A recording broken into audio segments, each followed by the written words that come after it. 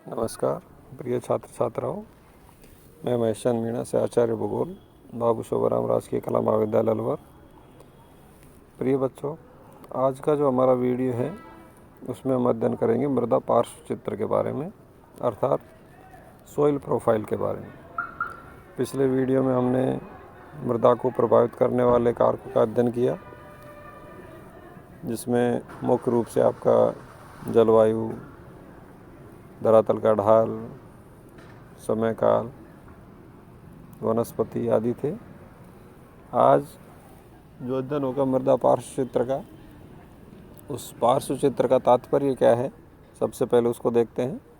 तो मृदा के पार्श्व चित्र से अर्थ है भूतल से लेकर पैतृक चट्टानों के तल तक, अर्थात ऊपरी मृदा की सामान्य परतों के स्वरूप को लेकर गहराई के अनुसार बदलते स्वरूप की परतों को, उनकी संभावित मोटाई एवं वहाँ के कणों की संरचना को समझाया जाता है। अर्थात जो धरातल का ऊपरी भाग है, अर्थात जो भूमि का तल है, भूतल जिसे अपन कहते हैं, तो भूतल से लेकर पैतृक चट्टान, जो मूल चट्टानें होती हैं, वहाँ तक का जो भाग है, उस भाग की गहराई और कणों की मोटाई के आधार पर जो संरचना को समझाया जाता है, उसे मृदा पार्श्व चित्र के नाम से जाना जाता है। मृदा पार्श्व चित्र, इस चित्र के माध्यम से यहाँ पर आपको समझाया गया है। मृदा पार्श्व चित्र, ये जो नीचे वाला चित्र है, यहाँ पर विभिन्न प्रकार की चट्टानें, विभिन्न प्रकार की परतें मृदा की बताई जाती हैं। सबसे नीचे की जो परत है वो डी परत है। ये डी परत में मूल चट्टानें अथवा पैतृक चट्टानें पाई जाती हैं, जिनके कणों का आकार बड़ा होता है। यहाँ पर विशाल आकार के बड़े कणों की मूल चट्टानें पाई जाती हैं। उसके ऊपरी भाग में विखंडित चट्टानों के छोटे बड़े टुकड़े पाए जाते हैं, जिसे सी परत के नाम से जाना जाता है। फिर आपकी B2 परत आती है, फिर B1 परत, A2, A1 और A0 परत आती है। तो धीरे धीरे हम जैसे जैसे गहराई से धरातल की ओर आते जाते हैं, कणों का आकार लगातार छोटा होता जाता है। इसके साथ साथ जो वनस्पति के अंश अथवा जीवाश्म जो पाए जाते हैं, उनकी मात्रा में भी वृद्धि होती जाती है। तो इस प्रकार से लगातार कणों का आकार छोटा होता जाता है और वनस्पति अथवा जीवाश्म की मात्रा में लगातार वृद्धि होती जाती है। ऐसा पैतृक चट्टानों से लेकर धरातल के ऊपरी भाग की ओर जाने पर हमें महसूस होता है, ऐसा पाया जाता है। तो ये जो चार परत हैं, इन चार परतों का अध्ययन हम यहाँ पर करते हैं। तो शुरुआती जो भाग होता है धरातल से, यदि हम लेते हैं भूतल से, तो जो ऊपरी भाग है, ये ऊपरी भाग जिसे ए परत के नाम से भी जाना जाता है, जिस प्रथम परत जो होती है वो ए के नाम से यहाँ पर उसको प्रदर्शित किया जाता है। इस ए परत का जो सबसे ऊपरी भाग है उसे A00 के नाम से प्रदर्शित करते हैं। यह परत कुछ सेंटीमीटर से लेकर लगभग 15 से 18 सेंटीमीटर तक की मोटाई लिए हुए रहती है, जिसमें अधिकांशतः वनस्पति के अंश तथा अपघटित ह्यूमस तत्व अधिक मिलते हैं। तो चूँकि ये धरातल का सबसे ऊपरी भाग है, जिसके ऊपर वनस्पति पाई जाती हैं, अधिकांश सूक्ष्म जीव यहाँ पर निवास करते हैं, इसलिए A00 जो परत है, इस A00 परत में सर्वाधिक वनस्पति और ह्यूमस के तत्व यहाँ पर पाए जाते हैं। उसके नीचे A00 परत के ठीक नीचे A0 परत होती है, जिसके अंदर महीन एवं उपजाऊ मिट्टी होती है तथा ह्यूमस भी निर्माणाधीन अवस्था में यहाँ पर पाया जाता है। उसके नीचे A1 परत है, जो गहरे रंग की मिट्टी की परत होती है तथा इसमें भी थोड़ी बहुत मात्रा में ह्यूमस की हमें प्राप्ति होती है। उतना नहीं मिलेगा जितना आपका A00 या A0 परत में था। जैसे जैसे आप गहराई की ओर जाते जाते हैं, उसी प्रकार से वनस्पति तथा ह्यूमस की मात्रा में लगातार कमी आने लगती है।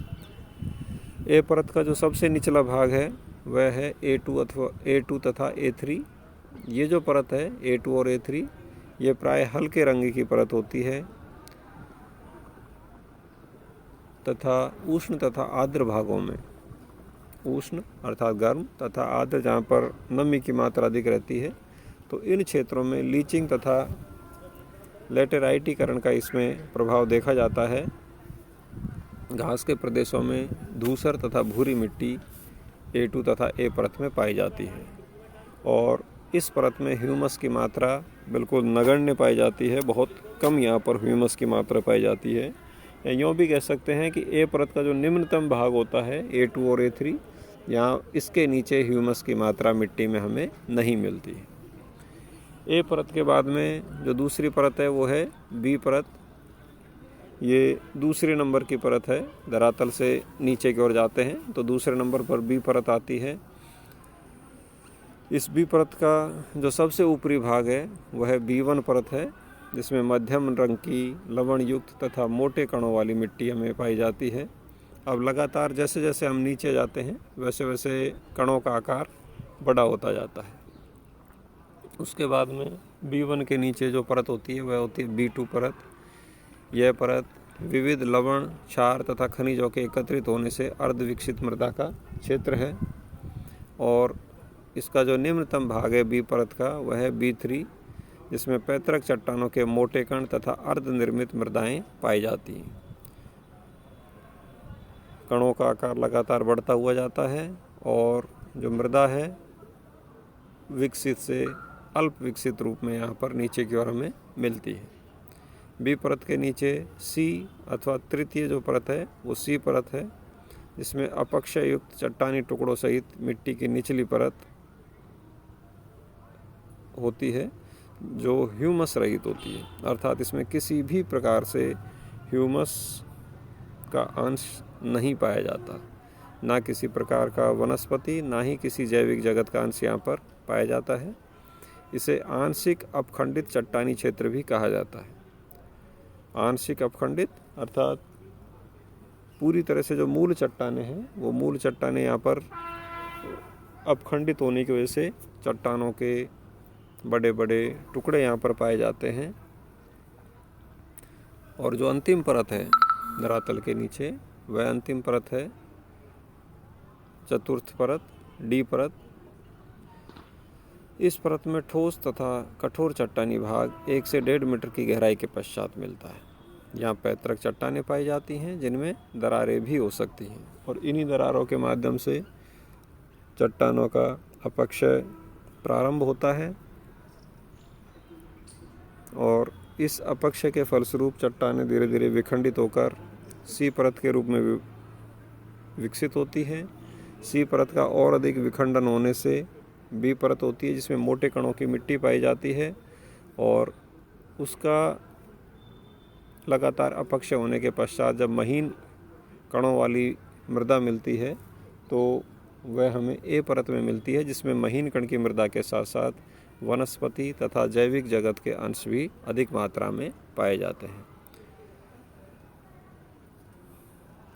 सॉइल प्रोफाइल अथवा मृदा पार्श्व चित्र को प्रदर्शित करने के लिए ये नीचे वाला डायग्राम भी हम बना सकते हैं, जिसमें मृदा की ये जो परतें हैं A, B, C, D, इन तीनों परतों को अपने उप विभाग के साथ यहाँ पर कणों के जो मोटाई है उस मोटाई के अनुसार यहाँ पर हम प्रदर्शित करते हैं। तो आज के इस वीडियो में इतना ही। धन्यवाद।